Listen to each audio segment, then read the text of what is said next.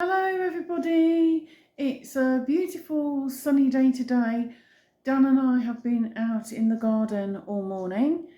I'm going to make a delicious pea and ham soup.